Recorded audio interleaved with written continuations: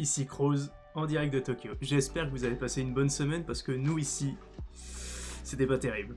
Il a plu la moitié du temps, il commence à faire super froid. Heureusement aujourd'hui il commence à faire beau. Aujourd'hui vendredi, le week-end arrive, on est bon. Donc, si vous ne connaissez pas le principe de ces épisodes, chaque semaine je vais vous présenter un nouveau coin, une exposition ou un événement qui se passe à Tokyo et vous en parler. N'hésitez pas à vous abonner pour avoir chaque semaine un nouvel épisode sur Tokyo si ça vous intéresse, à me suivre sur Twitch et à me suivre sur Instagram si vous aimez les photos du Japon. Ça c'était pour la pub, maintenant on enchaîne avec la vraie vidéo. Si vous avez lu, et je me doute que vous avez lu le titre de cet épisode, aujourd'hui on va parler du Teamlab Borderless, qui est pour moi un des meilleurs musées, et je pèse mes mots, existants au monde. Ou en tout cas pour le principe qui est vraiment innovateur par rapport à d'autres musées beaucoup plus standards et qui ne se renouvellent pas au final sur le principe. Vous vous dites ok c'est cool mais dis-nous-en un peu plus, Rose, un petit peu plus. Donc très bien, je vais vous en parler.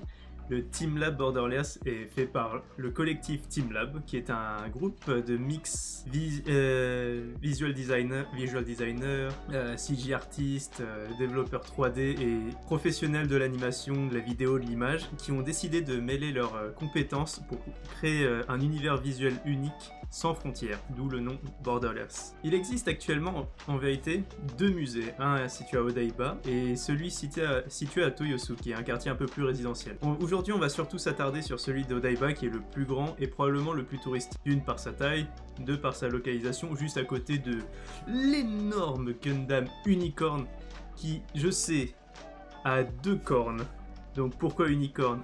Je n'en sais rien, et ce n'est pas le sujet de la vidéo. On va se focuser sur celui-là, vu que c'est celui que j'ai visité 2 fois déjà. Et pour le coup, je pense que les images valent plus que la parole, même si je vais quand même vous expliquer un petit peu. Le lieu fait surtout appel à nos sens visuels et auditifs en les mélangeant dans un univers à la fois très singulier et très cohérent au même moment. Le principe de ce musée, c'est surtout d'avoir une approche unique et pourtant très logique de chaque œuvre d'art, qui vont au fait être très séparées, très différentes dans leurs approches visuelles, et pourtant vous allez enchaîner une œuvre après l'autre, et avoir l'impression d'être toujours dans la même œuvre, et pourtant comprendre que vous êtes en face de quelque chose de très différent.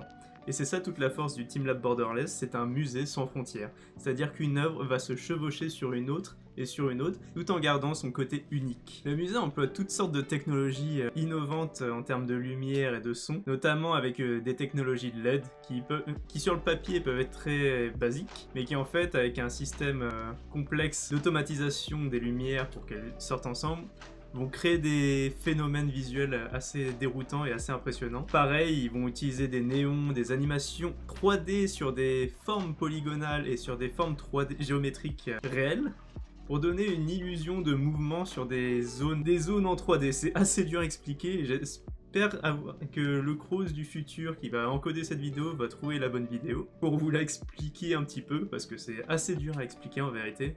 Mais beaucoup de ces approches sont en fait un mix de plusieurs technologies, et surtout beaucoup de projections. Il y a beaucoup de projections dans le Teamlab Borderless. Donc vous l'avez compris, c'est une expérience unique, dure à expliquer, mais j'essaie de faire mon mieux pour vous transmettre le plaisir que j'ai eu à visiter cet endroit. Par contre, c'est à vous d'y aller. C'est vraiment à vous d'y aller, de vous faire votre propre expérience, de faire vos petites photos Instagram et votre petite story pour vos followers, parce qu'en vrai, c'est un nid ultime à photo. Vous pouvez pas en rater. Et j'ai notamment quelques endroits que j'ai vraiment appréciés au Teamlab Borderless, notamment la forêt des lampes, qui, vous allez le voir, varie en fonction des saisons.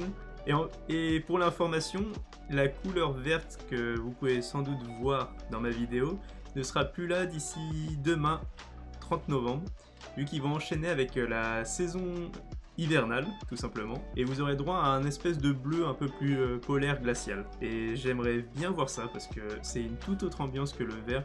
Personnellement, j'étais pas si fan, je préférais le rouge et le côté jaune-orangé des couleurs. Mais dans tous les cas, c'est assez impressionnant et le rendu est vraiment bluffant. Ensuite, je ne pourrais pas faire cette vidéo sans vous parler aussi de la terrasse de riz, Rice Terrace, c'est comme ça que ça s'appelle, me demandez pas pourquoi. Où vous avez une projection de fleurs et de pétales sur des espèces de fausses plantes, pas en plastique, mais une espèce de plastique très flexible que vous pouvez juste bouger comme des vraies plantes entre guillemets.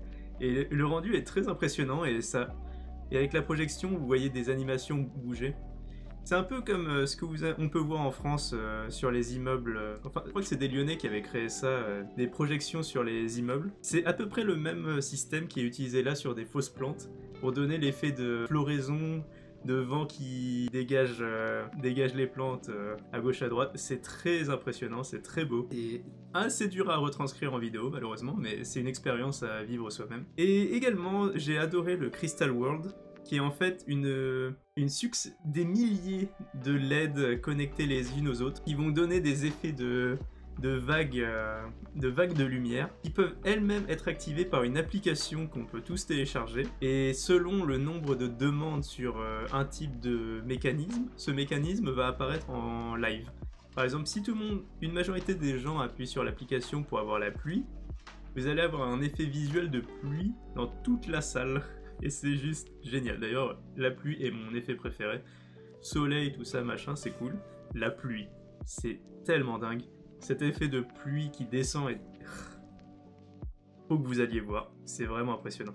Mais je vais pas vous spoiler plus que ça. Je vous laisse visiter. Il y a énormément d'autres salles dingues. Il y a des estampes japonaises magnifiques dans un effet moderne, mais à la fois ancien. Il y a la mer type vague d'Okusai, pour ceux qui comprendront, qui est magnifique, même si les gens ont tendance à brailler dans la salle, alors que c'est un espace censé être zen pour se relaxer. Et malheureusement, du fait de la grande popularité de l'endroit, bon, les gens gueulent beaucoup. Alors, ça casse un peu l'ambiance, mais vous me direz, tant pis, au moins le visuel est là. Il y a aussi ces boules... lumineuses qui sont gonflées plus ou moins à l'hélium, qui changent de couleur au fur et à mesure, qui sont assez dingues, et plein d'autres comme le salon de thé, mais je vous laisse la surprise si vous venez visiter. Par contre, avant de finir cette vidéo, il faut que je vous explique quelque chose, car beaucoup de touristes s'y perdent. Vous ne pouvez pas acheter de tickets sur place, faites très attention à ça.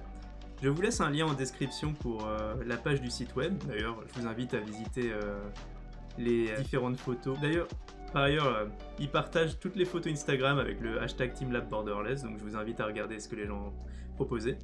Mais c'est surtout là où vous devez réserver votre ticket pour le Teamlab Borderless. En général, c'est au minimum pour le lendemain, mais vérifiez bien, ils indiquent encore... les places sont limitées. C'est pas aussi hardcore que d'aller au musée Ghibli, hein, vous en faites pas. Vous aurez souvent des places. Mais faites gaffe. Faites gaffe, parce qu'en haute saison, peut-être que ça va être overbooké et vous allez être très déçus. Donc faites bien attention à ça. Réservez votre ticket et allez-y le jour indiqué, tout simplement. Qu'est-ce que vous voulez que je vous dise de plus? Voilà. J'espère vraiment que cette vidéo vous a plu. J'ai essayé d'y donner le plus possible et de faire un montage correct. Désolé si j'ai encore beaucoup à apprendre, mais j'essaierai de m'améliorer à chaque vidéo. Donc si ça vous a plu, encore une fois, laissez un j'aime, ça fait plaisir, partagez et abonnez-vous, car chaque semaine je vais proposer une nouvelle vidéo. La prochaine sera sans doute sur un artiste que j'adore énormément, que je suis sur Instagram et je suis un grand fan, un fan absolu de son travail. C'est Ilya Kuvshinov, un russe établi au Japon qui travaille notamment en ce moment avec la nouvelle série Netflix de Ghost in the Shell. Et son univers est dingue. Et demain, je vais aller à son exposition qui va bientôt se terminer, je crois, donc je voulais y aller. Et je vais partager ça avec vous la semaine prochaine, s'il n'y a aucun problème. Donc n'hésitez, encore une fois, je fais ma pub. Abonnez-vous et venez voir cette vidéo avec moi. Ah, et j'oubliais, je suis du lundi au jeudi et de temps à autre le vendredi sur Twitch en live stream. Donc si vous avez envie de discuter avec moi, n'hésitez pas. Je joue à des jeux vidéo plutôt japonais en général, histoire de rester un peu dans le thème. Et je fais du IRL soit le jeudi, soit le vendredi. Je vais tenter de faire de plus en plus de vélo et de me balader à gauche. J'adore faire du vélo. De me balader à gauche à droite à Tokyo et de vous avoir à mes côtés. Ça serait vraiment génial et je crois que c'est un concept qui d'une me plairait, mais je pense peut vous plaire aussi. Donc n'hésitez pas à me le dire en commentaire et à me le faire savoir. Pareil, j'ai un Discord où il n'y a personne, je viens juste de le commencer malheureusement. Et si vous avez des questions sur le Japon ou quelques préoccupations, n'hésitez pas à me demander tout simplement et ça me fera plaisir de vous aider.